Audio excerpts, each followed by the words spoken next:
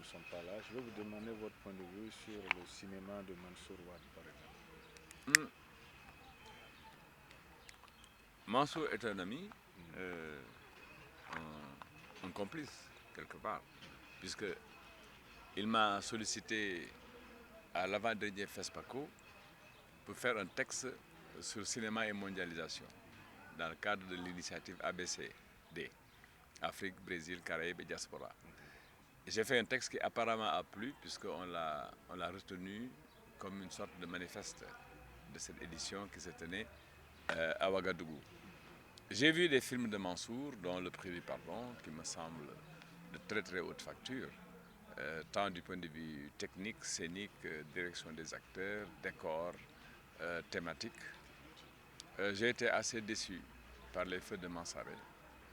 Je le lui ai dit d'ailleurs parce que le jour de la projection au FESPACO, nous étions ensemble et comme je ne mélange pas les sentiments et la critique objective, je lui ai dit, je t'avais déjà dit à Dakar que ce film n'était pas prêt. Et il me dit oui, effectivement, bon, il n'a rien dit, mais c'est après qu'il me dit, c'est le film que je n'aurais pas dû faire.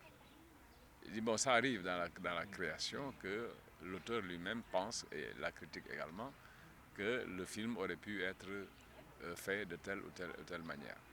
Donc, je crois qu'il en a pris acte, et je pense que s'il y a une production à attendre de sa part, il sera beaucoup plus circonspect, beaucoup plus regardant sur la texture même du film.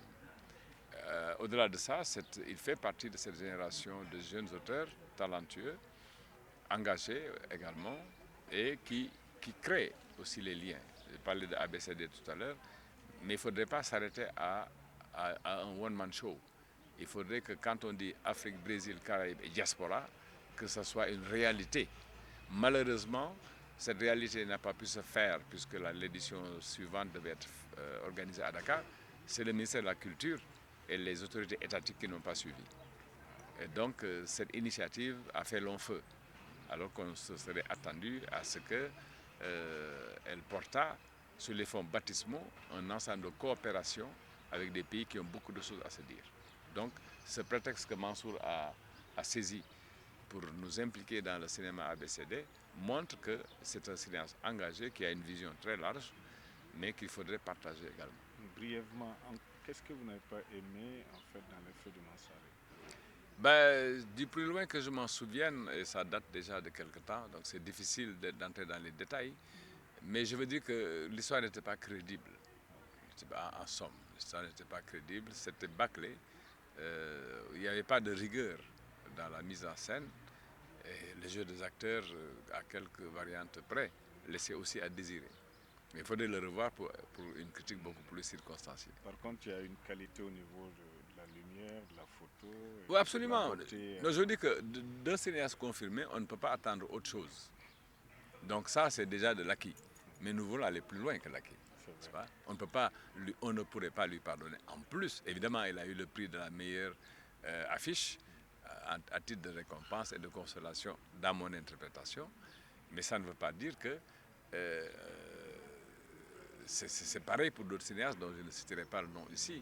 On s'attend à ce qu'ils nous produisent quelque chose de vraiment... Regardez un Semben, chaque fois qu'il a produit un film, en prenant le temps de le faire, c'est toujours une pierre de plus à un édifice qui avait déjà commencé avec Bonhomme Sarret. C'est vrai. Ouais. Et le prix du pardon, qu'est-ce que vous avez aimé? J'ai aimé d'abord l'histoire. L'histoire est très singulière. Elle est très universelle aussi. C'est la passion.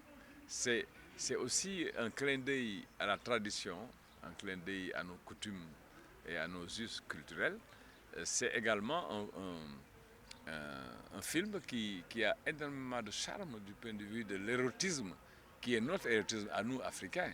Il y a des scènes torrides, disons, suggestives, dans une forme lascive de présenter un petit peu les choses. Et je pense que là, c'est une réussite. Vraiment, j'ai beaucoup aimé le prix du pardon. Au-delà du rapport que le Lébou, l'ethnie Lébou entretient avec la mer, ces dieux de la mer qui sont des dieux protecteurs, mais également qui sont des bras séculiers et qui doivent abattre leur colère sur des impairs qu'ils ont constatés. Ce rapport de l'homme à la mer est une dimension importante dans, le pays du pardon, de même que la question de l'éducation, la question sociologique des rapports entre les individus, le port vestimentaire. C'est-à-dire que c'est également une analyse très fine de la société lébou ou de la société des pêcheurs. Et donc, le prétexte a été un très très bon prétexte. Très bien. Il y a aussi Ben Diogaye Bey que vous connaissez. Oui, que je Quel connais genre bien. de cinéaste est-il, ce monsieur? Ben, c'est un cinéaste talentueux, sans aucun doute, doublé d'un écrivain, parce qu'il vient de publier Le Lève de Laetitia, qui est un voyage entre les États-Unis et l'Afrique. Et moi, j'ai toujours considéré Ben comme quelqu'un qui est très distant par rapport à la présentation officielle, à cette espèce de matu vu qu'on peut voir chez certains cinéastes confirmés. Mais en même temps, c'est un cinéaste engagé parce qu'il a traversé toute une ère de contestation, de remise en cause, de construction à partir de transformations sociales et également doublé d'une grande sensibilité. D'une très grande sensibilité, comme on voit cette sensibilité chez Djibril Diop Mambéty, par exemple, la petite marchande de soleil, ou bien Yen, hein, pour prendre deux extrêmes. Donc c'est un cinéaste que j'aime beaucoup et que je considère comme un monument de notre cinéma aujourd'hui. Il a beaucoup de talent. Selon vous, qu'est-ce qui fait que Ben ne réalise plus? Vous savez, Même... toute production digne de ce nom nécessite un mûrissement. C'est comme une composition musicale. Vous savez, il faut faire des choses classiques. Classiques au sens de pérennité, au sens de chaque fois qu'on retourne à l'œuvre, cette œuvre nous parle, cette œuvre nous redit des choses. J'ai revu L'œil du cyclone cette fois-ci, mais je l'ai revu avec d'autres yeux que ceux que j'ai eus quand j'ai eu le plaisir de l'apprécier à Ouagadougou. Je me suis attardé sur le jeu des acteurs, j'ai vu quel talent peut receler l'alliance entre le théâtre et le cinéma. Les arts de la scène, veut dire cette intensité dramatique qu'on voit chez le protagoniste principal, Fargas, c'est-à-dire qu'à lui tout seul, il incarne toute la densité de ce film et toute la problématique que le film pose. Évidemment, avec son alter ego, son counterpart, qui est l'avocate, et également cette manière très subtile de distiller un message politique à travers l'utilisation qui est faite des enfants soldats. J'ai vu tout ça à Ouaga, mais je l'ai réanalysé ici avec une autre approche du film. Donc c'est ça qui fonde notre espoir sur la vitalité du cinéma africain, malgré tout. Malgré tout. Et ça, je pense que nous devons, nous, qui nous intéressons beaucoup au cinéma, faire en sorte que cette tendance se maintienne, se renforce pour le bonheur du cinéma africain. Il y a une cinéaste qui monte, Angèle Diabang, que j'ai rencontrée, avec laquelle j'ai discuté, qui a également beaucoup de sensibilité et beaucoup de talent. Et je crois qu'il nous manquait ça. Il nous manquait ça dans notre paysage. Pas des cinéastes qu'on va nous imposer au forceps, mais des cinéastes qui prennent le temps, le recul nécessaire pour aborder des thèmes et les traiter avec rigueur. Et ça, je crois que c'est une des qualités de Angèle Diabang. Et le dernier film, comment vous l'avez trouvé sur le médecin? Je l'ai trouvé très bien. Je l'ai trouvé très bien. Parce qu'en plus, il est actuel. La problématique est tout à fait actuelle. Quels sont les points qui vous ont vraiment marqué? Il faudrait que je le revoie pour disséquer ça.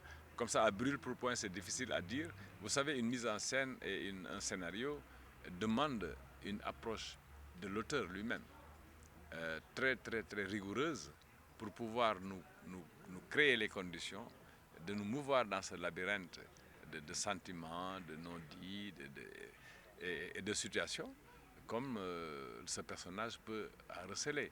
Et je crois que nous devons apprendre à relire notre cinéma. Nous ne pouvons pas avoir notre cinéma comme on verrait un film d'Hollywood, un film de grand spectacle, parce que ce sont des réalités qui sont tout à fait différentes et notre approche doit être différente. Parce que ça fait partie d'un corpus à l'intérieur duquel il y a énormément de cases et chacune des cases a des relations entre elles. C'est un peu comme dans Faust de Marlowe ou de Goethe, hein, où le personnage n'est pas unidimensionnel. Ce personnage a énormément de choses. Donc, dans ces différentes cases qui font l'ensemble, il faudrait qu'on puisse extraire à chaque fois les liens et les dénominateurs communs pour pouvoir avancer. Pour finir, est-ce que vous pensez qu'elle est en train d'adapter une si longue lettre? Est-ce que vous pensez qu'elle arrivera, elle a assez d'épaules pour pouvoir porter? J'ai critiqué beaucoup une si longue lettre dans le cadre de mes recherches. J'ai été invité plusieurs fois en Allemagne pour en parler, sous le rapport de la lutte des femmes, de la situation de la femme et tout ça. Il est évident que ce roman a été primé, a obtenu le prix Noma à la fois du livre de Francfort en 1980. On a porté au nu le roman, mais nous, les universitaires critiques, nous avons d'autres approches et d'autres lectures de ces romans. Mais ça veut dire que dans l'intermédialité qu'on va constater dans la transposition de l'écrit, n'est pas s'aimer n'importe qui d'une part. Donc comment rendre le propos de Mariama Ba dans une si longue lettre, et ensuite comment l'adapter à la lutte des femmes aujourd'hui, c'est-à-dire la question du genre telle qu'elle se pose. Comment nous pouvons l'éclairer? Est-ce qu'il est possible de l'éclairer à travers l'adaptation d'une si longue lettre?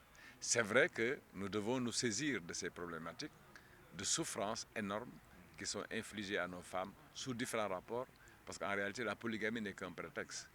La polygamie n'est qu'un prétexte, mais qui permet en même temps en retour de nous interroger sur le statut et le rôle de la femme. Quelle est la contribution de la femme à partir d'un bien-être qu'on doit lui créer? C'est la société, c'est la famille, pour qu'elle puisse, à l'égal de l'homme, c'est pour ça que je parlais de genre, comment organiser la cohabitation harmonieuse des sexes dans nos sociétés africaines, en ne méconnaissant pas la tradition, mais en l'intégrant avec un esprit critique qui retient ce qui est positif et qui ne retient pas ce qui n'est pas positif, ce qui ne va pas dans le sens de faire avancer les choses. Pour finir, Fatou Kandé Senghor, qui extraordinaire, est une cinéaste assez atypique. Non seulement, c'est une femme de lettres, c'est une femme de culture. C'est-à-dire que vous la cherchez au niveau des arts plastiques, vous la cherchez dans la photographie, vous la cherchez dans la critique, vous la cherchez dans la création cinématographique. C'est une femme qui est pleine. Dans le numérique aussi. C'est une femme qui a énormément de sensibilité, qui est très sensible, donc par voie de conséquence, aux phénomènes qui traversent nos sociétés et qu'elle essaie de rendre du mieux qu'elle peut à travers des publications, à travers des créations. Et ça, je crois que il faut le lui reconnaître. C'est quelqu'un que j'admire beaucoup et pour laquelle j'ai beaucoup d'amitié aussi. Est-ce que vous pensez qu'elle est dans une période de tâtonnement où elle a trouvé sa voie? Vous savez, quand on est créateur, quand on est artiste déjà, même pas créateur, artiste, on a l'esprit en ébullition tout le temps. On ne peut pas être focalisé, c'est comme moi. Je suis critique de cinéma, je suis critique de littérature, j'enseigne, je fais de la recherche, je suis critique d'art. Ça veut dire que chaque parcelle de notre vécu nous interpelle. Et à nous de voir comment on traduit cette parcelle, comment on l'intègre dans notre vécu, comment on l'analyse et quelles sont les lignes de force qui traversent ces parcelles. Donc c'est pour ça que je ne crois pas que ce soit un tâtonnement, mais plutôt un esprit en éveil, en ébullition. Et chaque fois qu'il y a quelque chose de fondamental qui frappe cet esprit, il laisse tomber certainement, je pense, des aspects pour se consacrer à cet aspect, en y allant à fond. Donc vous pensez qu'elle n'est pas perdue? Est-ce qu'en voulant trop diversifier, est-ce que quelque part, elle ne manque pas de concentration pour aller souvent à l'essentiel? Mais regardez, chaque fois qu'elle fait quelque chose, ça montre bien, ça montre bien que ce n'est pas un tâtonnement, que c'est pas. Elle traite ce qu'elle fait avec beaucoup de rigueur. Et c'est ça qui la sauve de critiques qui peuvent dire oui, elle est un peu trop éclectique. Mais nous devons être éclectiques. Si nous ne sommes pas éclectiques, il y a des. Vous savez, chaque aspect est composé de microcosmes d'aspects. Et donc, si on veut aller au fond de l'aspect, il faut qu'on intègre les différents microcosmes. Pour parler, utiliser une métaphore. Vous avez vu les jumeaux? J'ai vu les jumeaux. Ça m'a beaucoup plu. Et c'est une manière de traiter des femmes de l'émigration de manière tout à fait originale. Personne n'a traité l'émigration de cette manière. Personne. Ni Moussa Touré, dont j'admire l'œuvre, encore moins des étoiles de Diana Gaye. Mais cette manière de mettre dos à dos, les jumeaux, c'est quoi? Les jumeaux, c'est une métaphore. Les jumeaux, c'est un et son alter ego. C'est le jour et la nuit. Les jumeaux, c'est des sensibilités différentes et convergentes en même temps. Donc je trouve que c'est un film qui est très fort. En tout cas, merci beaucoup, professeur. C'est bon, hein? C'est moi qui vous remercie. Merci. Merci.